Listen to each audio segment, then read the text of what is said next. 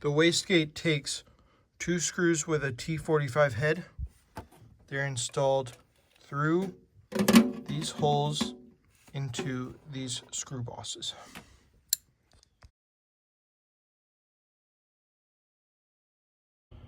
Now that the airbox and filter housing are out, we remove this pipe by squeezing on both tabs and pulling down.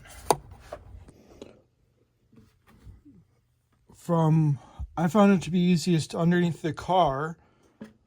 We will remove the nut to free this flange from the car on the intake, and installation will be in reverse order. This flange will be set onto the stud right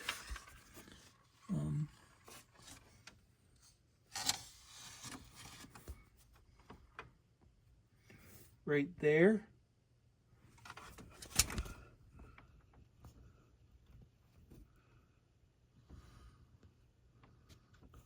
And it will be reconnected.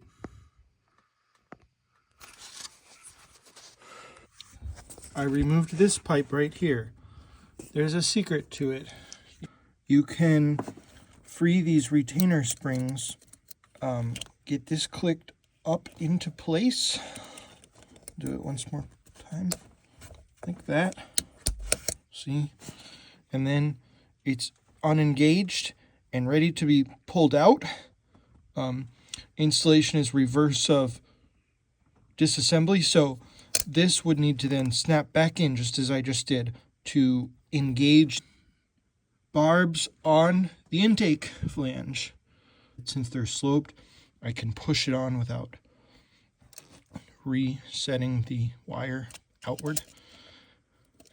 Yeah, it was not the most necessary thing to take it off, but it did make it easier having it off. So when removing the clip,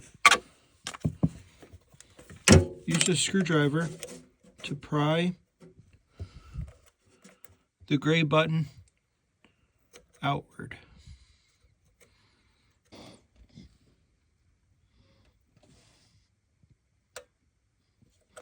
Like so. Then it will remove.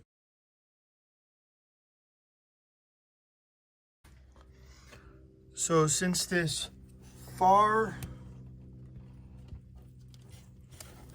1 o'clock position screw is the hardest to get, it's best to put that in first.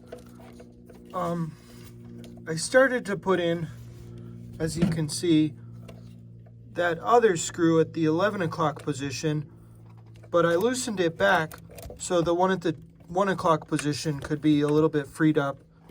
I might have to take it out completely, but it's necessary to get the 1 o'clock positions that I'm working with my hex key in first, because it's the hardest, most restrictive area. And I may need to take the 11 o'clock one out just to let it move into position enough. Now we just installed a new valve in reverse order with all 3 screws. When putting the clip on, insert it and then push the screw tab inward.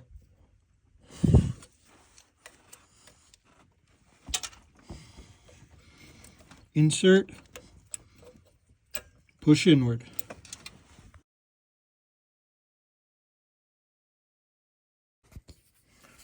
Okay, I've just reset this intake assembly on its stud with this prepared to hook into here and this prepared to hook to the airbox. Shortly, I will install the screw holding this intake back to the engine from underneath.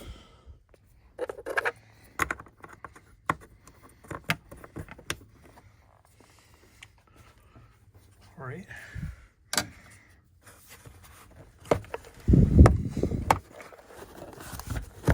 Reattach that hose and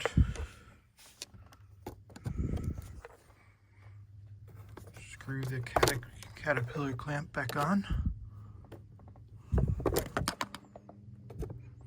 Maybe a socket would have been easier.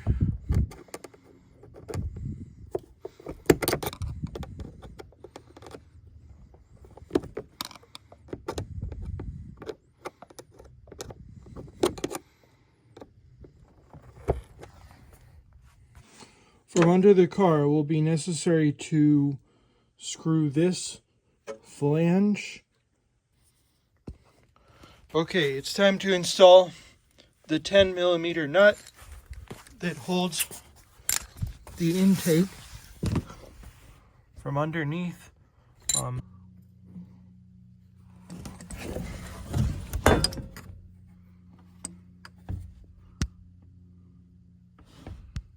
It will go on the stud illuminated right there.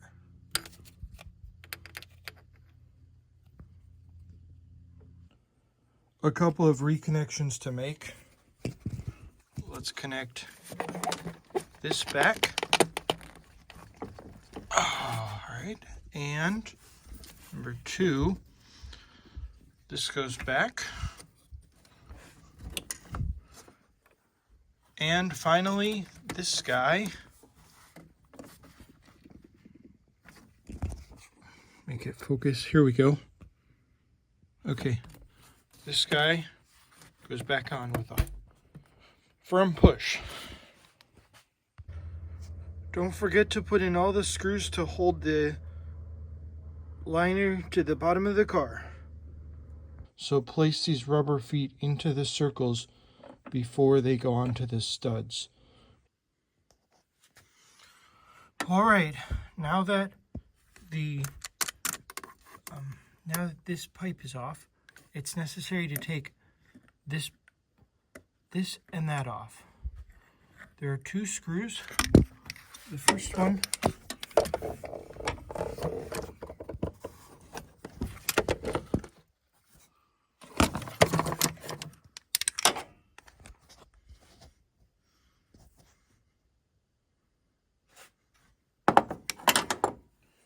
cut and seen.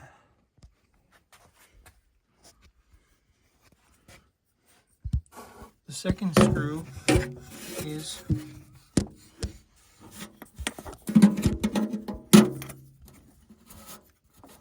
can just see the top of it right there.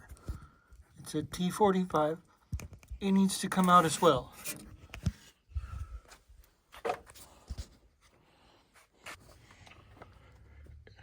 Insert the air filter to this pipe here, this square pipe.